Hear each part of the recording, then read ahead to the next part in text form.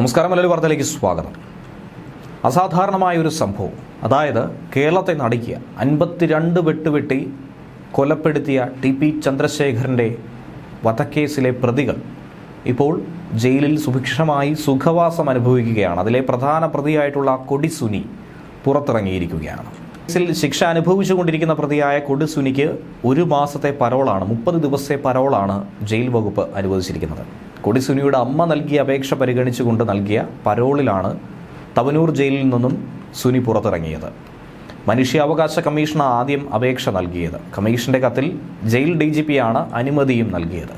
Police കൊടുത്ത probation report എതിരായിട്ട് പോലും ജയിൽ DGP ബൽറാം കുമാർ ഉപാധ്യായ അനുകൂല തീരുമാനമെടുക്കുകയായിരുന്നു എന്നുള്ള വിവരമാണ് പുറത്തുവരുന്നത്. ശനിയാഴ്ചയാണ് ജയിലിൽ നിന്നും സുനി പുറത്തിറങ്ങിയത്. ടി.പി. വധക്കേസിലെ പ്രധാന പ്രതിയും 5 വർഷത്തിന് ശേഷമാണ് കൊടിസുനിക്ക് പരോള് കിട്ടുന്നത്.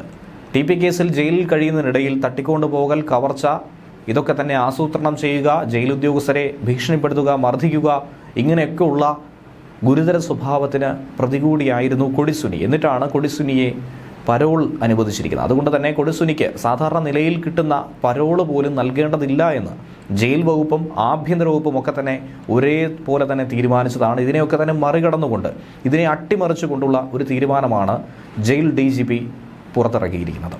കൊടിസുനിയുടെ അമ്മ തൻ്റെ മകന് പരോൾ കിട്ടുന്നില്ല എന്ന് ചൂണ്ടിക്കാണിച്ചായിരുന്നു മനുഷ്യാവകാശ കമ്മീഷന് മുന്നിൽ പരാതി കൊടുത്തത്.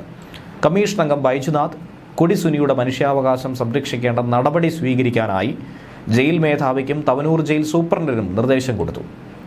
സ്വാഭാവികമായി ഒരു തടവുകാരന് പരോൾ അനുവദിക്കുമ്പോൾ പോലീസ് റിപ്പോർട്ടും പ്രൊബേഷൻ റിപ്പോർട്ടും ഒക്കെ പരിശോധിക്കും. ഈ റിപ്പോർട്ടുകൾ പരിശോധിച്ചാൽ എങ്ങനെയാണ് കൊടിസുനിക്ക് പുറത്തു പോകാൻ കഴിയുക എന്നുള്ളതാണ് ഏവരെയും അമ്പരപ്പിച്ചിരിക്കുന്നത്. കാരണം ഈ 2 റിപ്പോർട്ടും കൊടിസുനിക്ക് അനുകൂലമല്ല. അനുകൂലമായാൽ മാത്രമേ സൂപ്രണ്ടിന് സാധാരണ നിലയിലുള്ള പരോൾ കൊടുക്കാനായി സാധിക്കൂ. ഇത് അനുകൂലമല്ലെങ്കിൽ DGP കൃത്യമായി തന്നെ മറുപടി നൽകും. പിന്നീട് ജയിൽ DGP-യാണ് പരോൾ കൊടുക്കണമോ വേണ്ടയോ എന്ന കാര്യത്തിൽ തീരുമാനമെടുക്കേണ്ടത്. പക്ഷേ പോലീസ് റിപ്പോർട്ട് വരെ എതിരായിട്ടും പരോൾ കൊടുക്കുന്ന ഒരു സാഹചര്യം ഉണ്ടായത് മറ്റ് സമ്മർദ്ദങ്ങൾ മൂലമാണെന്നുള്ള ആരോപണം ശക്തമാകുന്നുണ്ട്. ജയിലിൽ നിന്നും പരോൾ കിട്ടിയ സാഹചര്യങ്ങളിലൊക്കെ തന്നെ പലതവണയായി ക്രിമിനൽ പ്രവർത്തനങ്ങളിൽ കൊടിസുനി ഏർപ്പെടാറുണ്ടെന്നും അതുകൊണ്ട് പരോൾ നൽകരുതെന്നും പോലീസ് തന്നെ റിപ്പോർട്ടിൽ പറയുന്നുണ്ട്.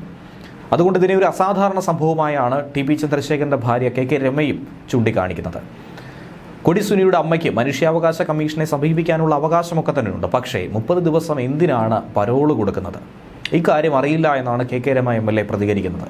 കഴിഞ്ഞ വർഷമാണ് കൊടിസുനിയെ വിയൂർ അതീവ സുരക്ഷാ ജയിലിൽ നിന്നും മലപ്പുറം തവനൂർ സെൻട്രൽ ജയിലിലേക്ക് മാറ്റിയത്.